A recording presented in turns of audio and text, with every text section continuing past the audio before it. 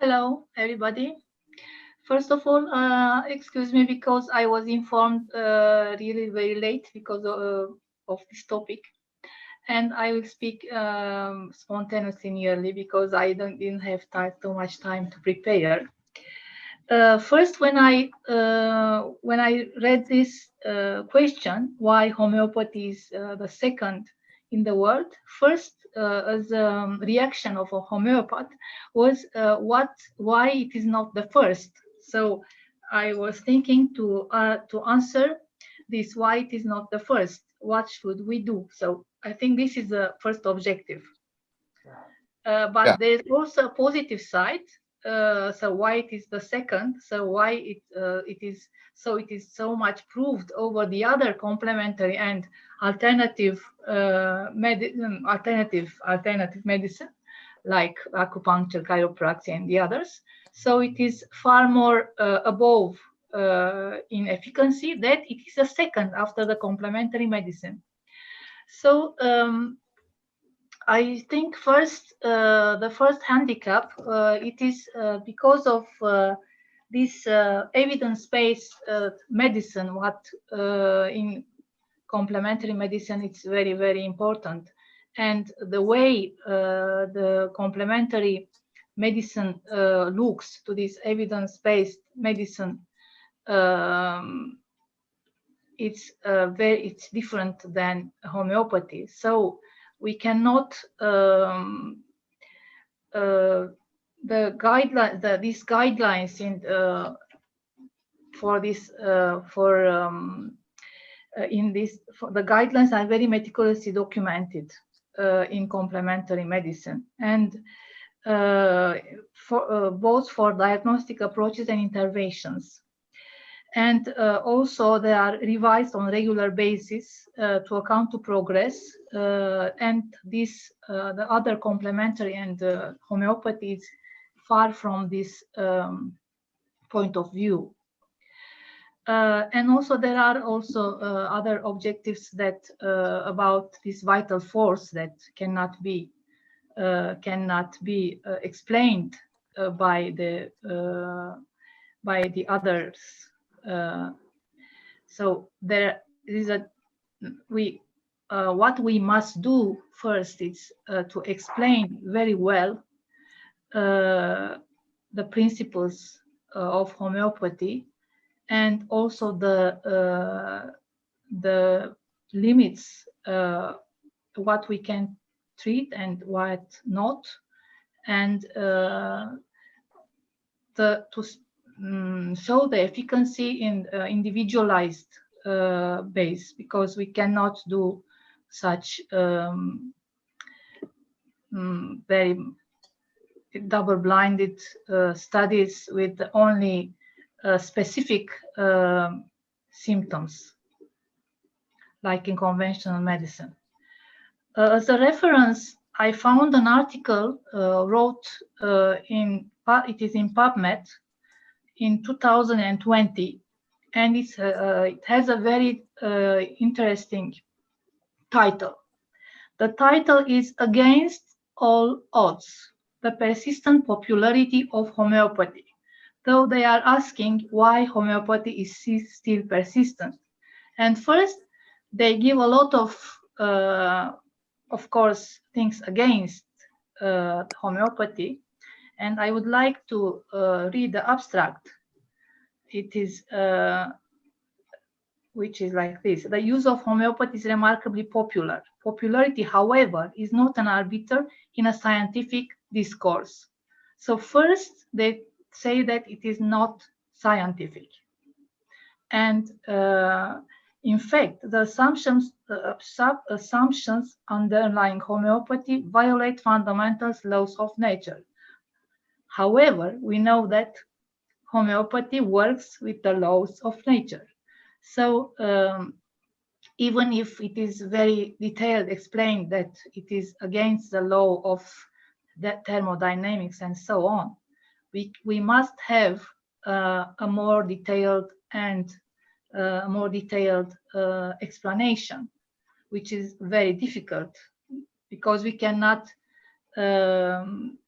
We cannot show something which is not material, as it said in Organon.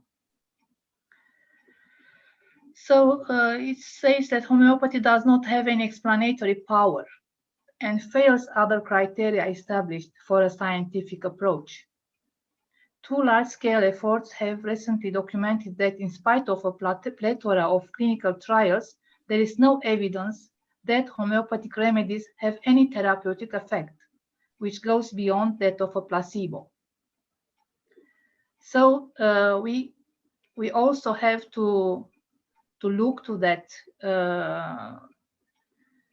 scientific how were done, and to explain that it is not as it is as they think, because I also want here to there is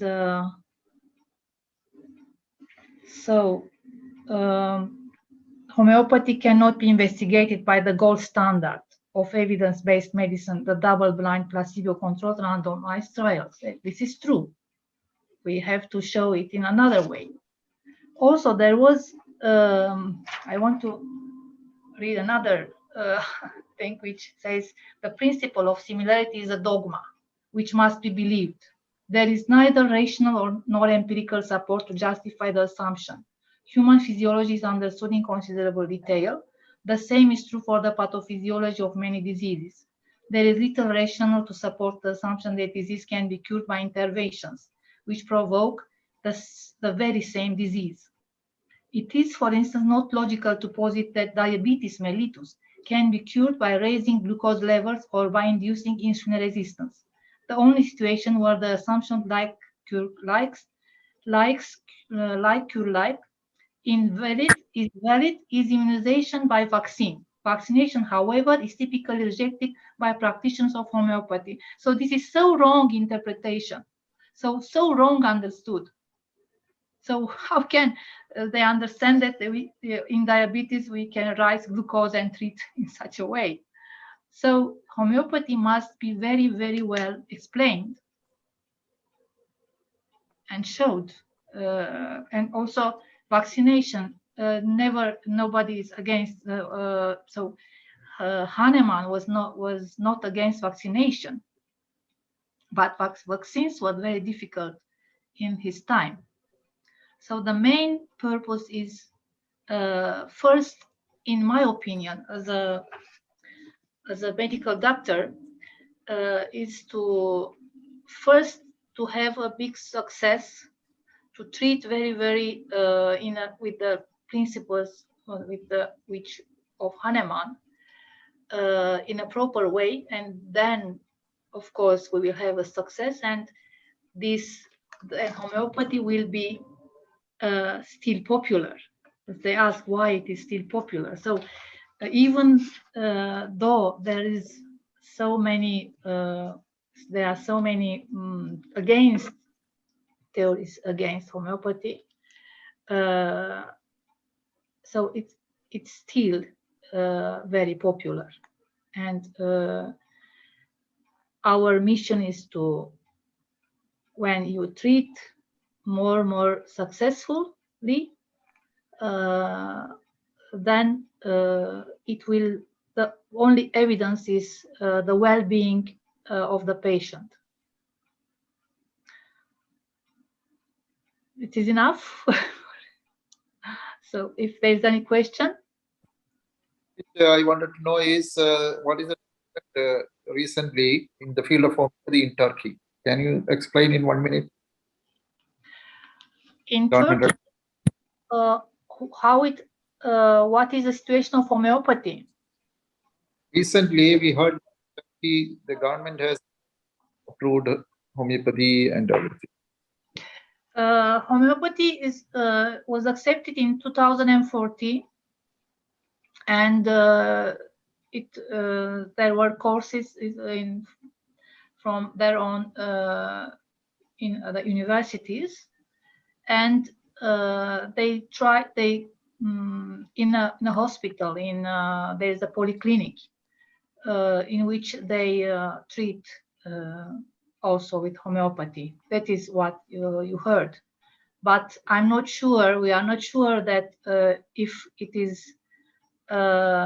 really accepted by the Ministry of Health.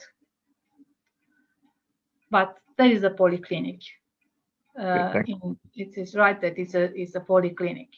Actually, first, when in 2003, when homeopathy was very, very less known in Turkey, I was working in a hospital, and I will not ask anybody when I gave. It's very actually it's more easy to when you are in a hospital to use homeopathy, even without the accord of the patient, because you are going parallel with the complementary therapy. And I was using really a lot in the intensive care unit for the babies, neonatal intensive care unit. Okay, thank So you. we must be courageous and try it. Our next is none other Mr. Dr. Madan Thangavelu, who was with us earlier, and he is a genome biologist from till recently in Cambridge University and General Secretary and Research Director of the European Ayurveda Association. Sir, it is come forward. It is your forum. You can take the platform.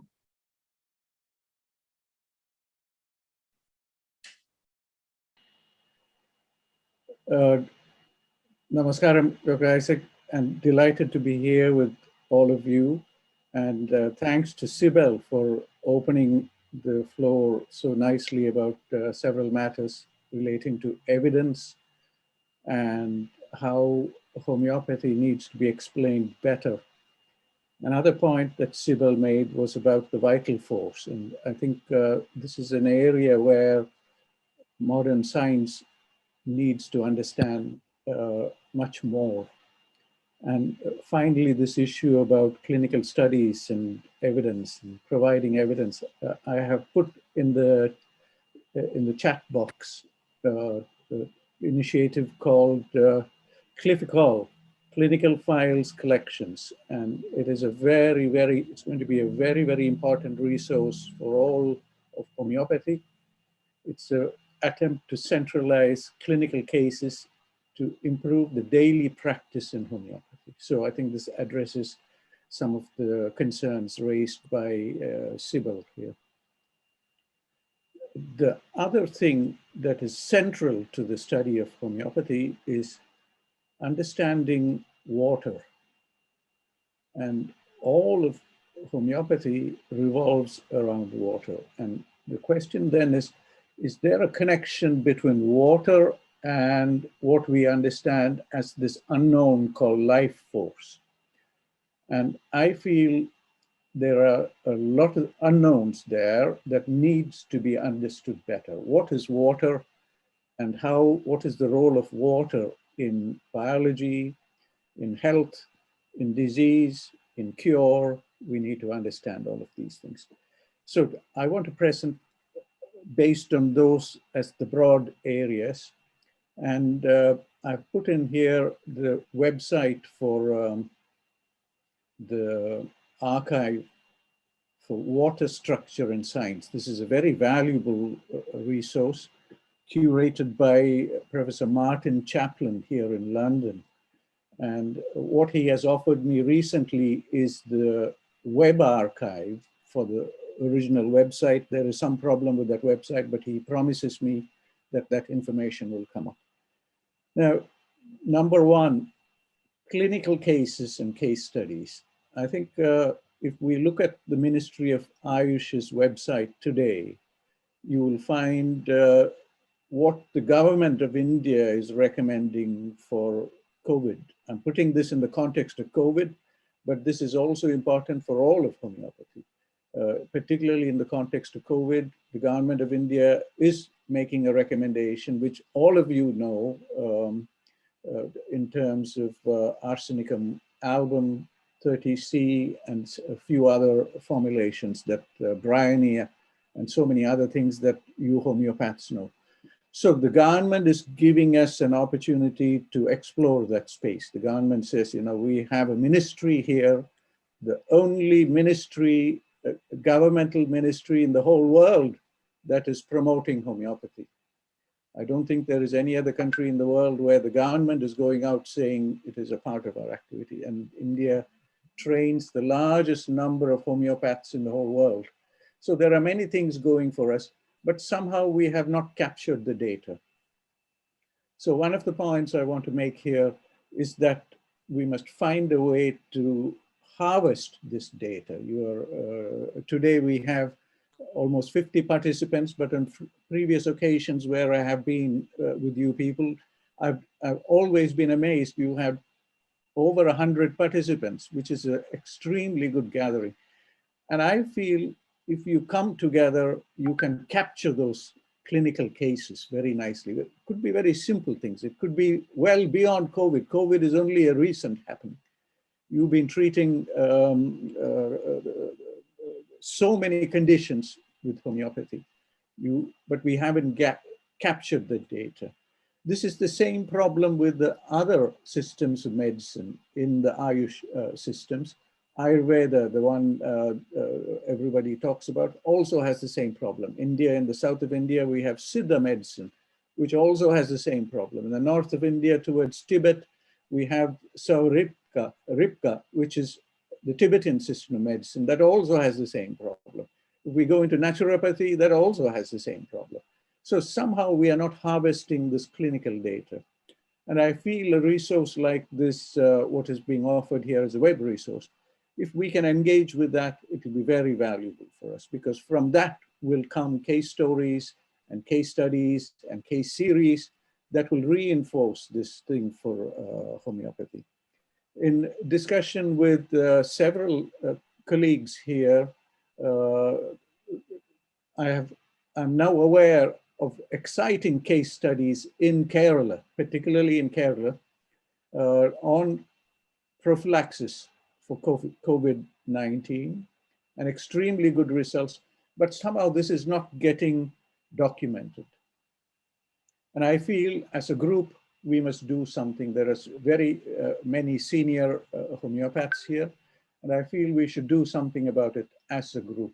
And this will also support the work of modern medicine physicians like Sibel, who will believe more and more that there is a body of work that is being used. And I think if we do this correctly, India will take a leadership, a global leadership role in homeopathy evidence gathering. In Kerala, you already have large establishments supported by the state government to make homeopathic formulations. Now, these are very big initiatives that are there, and I think the world must know about it.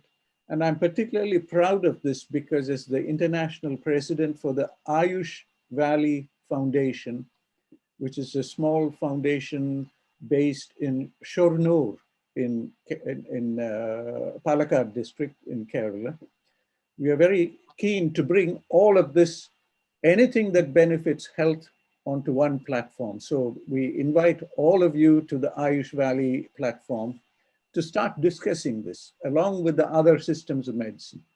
So that is something we want very much to do. Now, finally, the difficult point, which Sibel also mentioned briefly, is the science behind this. How does this work?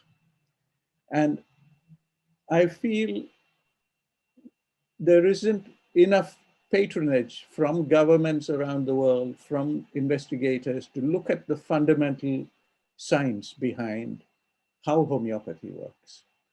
Everybody ridicules this work, but the clinician is still getting valuable results. So if a clinician is getting valuable results, for me, that is enough to start to think about the biology, the basic science behind this. And somehow I feel that narrative of developing the basic science is not happening. And we need to look into this. So these are the three key areas where I feel we need to do more as a group. And I'm very happy that we at least have a platform here where we are bringing people from around the world. Shaji has been a big source of strength along with all of you people to bring so many speakers from many corners of the world, from Brazil, from Afghanistan, etc., from Turkey now. And I feel we shouldn't lose that the opportunity that we have already created to interact with people. So the other last point, if you will permit me to make, is to do with how the fundamental science, there is a fundamental physics, the physics of water, the fundamental biology of water, and how it enables the healing process, how that biology informs the vital force, understanding the vital force. And in searching for a commonality between that and the other sciences of the Ayush systems, I feel there is an opportunity for a big dialogue, particularly Ayurveda and Siddha medicine. In Ayurveda and Siddha medicine, you find that water as an entity has a space in the theory. In Ayurveda and Siddha medicine, we talk about the Panchabhuta theory, the 5 elements approximately. It's not a good translation, but that's the best way to convey it when you don't have too much time to convey the essence of this. Water is a very important part of that, of those systems. And I feel if homeopathy and the Ayush systems come together, then there is an opportunity to open up that space as a common area of interest. And I'm hoping that Shrikant ji, who was in charge of the Department of Ayush in Bangalore, in Karnataka, will guide us a little more on where that resistance is in terms of basic sciences, and how a state like Karnataka, which also has a strength of the world, some of the world's leading research institutions, why is it that we haven't enabled a dialogue between homeopathy and the Indian Institute of Science, for example, or homeopathy and NCBS in Bangalore? And I feel there is something missing in this. I am committed to this, and this is what is the essence of the Ayush Valley Foundation. We want to make these dialogues happen. And I hope if we can get a little more help from the ministries and the departments of Ayush in different parts of India for data gathering, for enabling this cross-fertilization, India can become a global leader in this space. We are already, but we will be respected a little more. We'll have a substantial presence. I hope I have conveyed my sentiments. I hope, Dr. Isaac, I hope I've managed to convey a little bit of where my mind is in terms of homeopathy, where it is missing, where those dialogues, more dialogues can happen. So thank you very much for having me. Thanks to Shaji for asking me to join you people today. It's always a delight to be with you people and to meet newcomers from around the world, like Sybil here. It's always a pleasure, and thank you very much. I'm happy to take. Again, we will have it after the next panelist speech. Then now I invite Dr. G.N. Srikantaiah, the former Ayush Director of Government of Karnataka. He is an IFS man, retired, and has special interest in healthcare through home remedies and homeopathy in healthcare, yoga, and natural cure. So please start your speech, sir. Please unmute Dr. Srikantaiah. Hello, good evening to everyone. Hope you're all hearing me. Yes, yes. Okay, then yeah, it's very nice to hear the experts in the field of homeopathy from Sybil from Turkey, then Mr. Thangavelu from India. In fact, what I understood, Ms. Charges said, why we are second, homeopathy is second in the world. Yeah. I would like to frame other way, how you can make the homeopathy is on par with the modern system of medicine or number one in the world. That's what I understood. Yeah. But although homeopathic system is number 2 in the world, but in terms of quantum, in the number, it's quite compared to allopathic system or modern medicine, it's a very less. Why it is so? Because I'm not a technocrat, I'm an administrator basically. See, when I look at as a director, I was managing Ayurveda, Yoga, Naturopathy, Homeopathy, Siddha, Unani, and others, all nature cure medicines. See, what I found, it is the one thing, as they said, it is, I would say, majorly, it is the first thing is our homeopathic scientists or homeopathic doctors have not been able to excel themselves or come into the field openly and push their systems. That is the first thing. Secondly, I would say it is allopathic apathy. That is, allopathic doctors, they do not allow other systems to grow. Thirdly, it is the government apathy, because the government, who influences the government? In India, actually, whatever modern medicine people they say, that becomes the law, that becomes the system in India.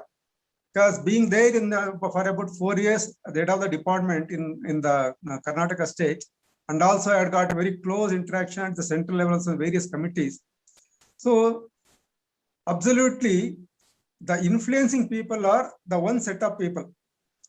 And if you go back, maybe about 200 or 225 years back, there was no allopathy in India. There was no modern medicine in India. It was only after the advent of Britishers to India. So then this modern medicine came into existence and people started go beyond modern medicine. Why people go beyond? See, ultimately, government frame its policies depending on the need of the people or the demand of the people. So why, even today, why people go towards allopathy? People see anything they come immediately, whether it's a rural area or urban area, they want an immediate injection, especially rural area. Anything they come, even a small fever or small headache, they want immediate injections. They feel that allopathy is the answer for everything. Immediate and quick, whatever it is, the relief it can give, that's very important for the common man. So whether it is homeopathy or Ayurveda or other systems, we should think of how we can give the quick relief to the people. See, I don't say, see, when you say, then, see, when you come to your scientific base, you may say, these are there are various system methodologies to administer the medicine. It may take its own time to express its effectivity, unlike allopathy. But ultimately, either the people or the government, what they want, immediate relief to the person who is suffering. That is very important. So how do we provide immediate relief to the patient is very important. And homeopathic doctors or scientists should work on that. And secondly, see, governments look at some 5 aspects. See, when one is, they say whether any system medicine, one is whether it is effective. I think homeopathy is effective, it satisfies that thing. Then whether it is safe, homeopathy is also safe, that also satisfies. Whether it is affordable, I think compared to modern systems, it was highly affordable, but nowadays homeopathy medicine cost also become a little bit costlier. Then whether easy to dispense, I think compared to allopathic medicines, homeopathic medicine much more easier to dispense. Then these are the major factors which the government think from this angle to promote the system. But although homeopathic system satisfies all these criteria, still we are not to go forward. Comparatively, we have not been able to go forward. Why this is so? How it could be done? That's what your question was, Shaji. Ultimately, one is, I think right now, whatever the my other friend was telling, now everything is evidence-based. Everything revolves around evidence-based. So we should have a strong research for the system. Second thing is strong research, then strong evidence, and also as other time Dr. Thangavelu said, lot of case studies, clinical studies, then clinical effective result, clinically proven effective results are very, very important. But moreover, ultimately, this system, with all that right now, I think there are few evidence, I think quite a number of researchers are there, but I am very unhappy to say that the homeopathic fraternity, they have not been able to throw light upon those research articles or research, whatever research is there to the government. So whatever it has become a sort of a routine practice, otherwise don't get hurt, my homeopathic doctors. Most of the people, you work like many times just like a layman, actually, many times layman, kindly work like a researcher, a research scientist. Then show the government, these are the research, these are the things, these are the evidence-based. As and when you get an opportunity, you should show to the government. Then only government will accept, the administrator especially. See, administrators like me, we do not know where is the research, where is the depth, what is vital force. See, many of the people like me, because even prior coming to Ayush, I had a knowledge of homeopathy, I know vital force, then similar square, all these things. But many administrators, especially at the IAS officers, secretaries, may not be knowing it. So it is the duty of the homeopathic doctors to enlighten the administrators. See, ultimately, one is scientific, ultimately the decision makers, the policy makers, either it is administrators or the politicians. Ultimately, how we educate these people on your systems. What is your strength? How we can serve the community at large. These are very, very important aspects. So this is my feeling. Then another thing, what are the challenges here? See, challenges is homeopathy quality of education. See, as a director, I found, except a few colleges, many of the colleges, most of the colleges not been able to use quality education to the students. Thereby, the product is very poor. You are producing very, very poor doctors. That's why one should improve the quality of the education. Every institution, every educator should think that they should give a very good, high standard quality education to the students. Then only can produce the good quality of doctors. That's very important. Then second is research. See, compared to modern medicine, definitely Ayush system as a whole, not only homeopathy, whether it's Ayurveda or homeopathy, Siddha, Unani, or yoga, naturopathy, we are lacking research. So the research has to be strengthened. But research has to be strengthened means I don't blame only the homeopathy community, I blame the government only. Whether it's government of India or government of state governments. See, the amount of importance is given is very, very meager. Suppose, see, everything goes by the budget. See, at the government of India level, within the Department of Health and Family Welfare, when you compare to Ayush, what Ayush is getting just about little less than 3% of the health budget. Just 3% of the health budget. See, when there is no budget, no institutions will be there, no scientific person is there, no research organization is there. So absolutely, these things cannot be strengthened. Ultimately, we have to bring, I don't know in other parts of the country, but India, I'm speaking in the reference to India, we should bring a lot of pressure on the government. So pressure on the government means people, representatives, and also administrators. How and why these systems are important for the public health. So by enlightening them, we have to influence them.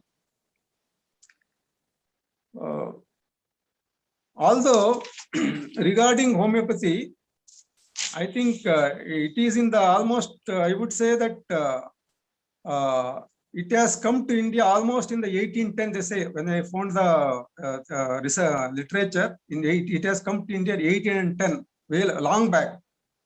And Even in 1873, even the government of India recognized this system, homeopathy system, as one of the national health systems.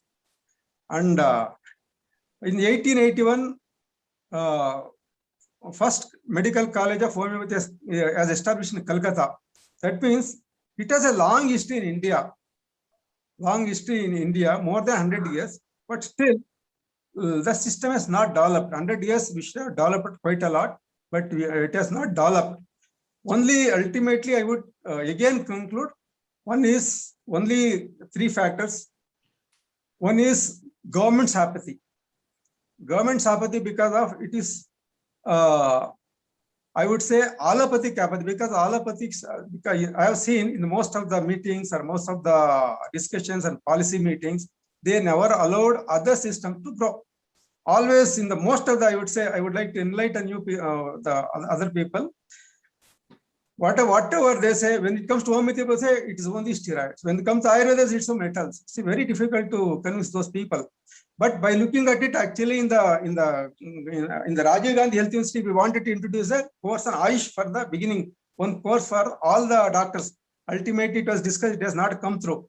So what I would request the government of India, or whatever you scientists or doctors, we should introduce a course to these people, all the allopathy fraternity, what are the strength of the systems. Then only they will understand. Otherwise, just like a layman, they will say homeopathy like this, Ayurveda like this. No, they don't know about these systems. So one is we have to influence the policymakers, even you have to educate the allopathic doctors also. See, by looking at it, in fact, under NRHM scheme, Government of India brought a program to where we used to educate the allopathic doctors also on Ayush systems. So for about a 1-day program, 1 to 2 days, we used to conduct. That sort of program, government should continue even now. So this is what I wanted to say. Ultimately, whatever the best system we may have, maybe we may say it is the best of the best homeopathy. I am also very much fond of homeopathy because regularly I use homeopathy for my healthcare at home, and also I also suggest many of my friends and family members homeopathy medicines. I know by myself they are very, very effective, very safe, and very good medicines are there. But in spite of that, homeopathy has not been able to develop into a very strong system. So to make this strong system, as I said, we should influence the policymakers. One is the government. Another is we should strengthen our own systems through education, research, standardizations. This is what I wanted to say. Thank you so much. Thank you, Shaji, for giving me an opportunity.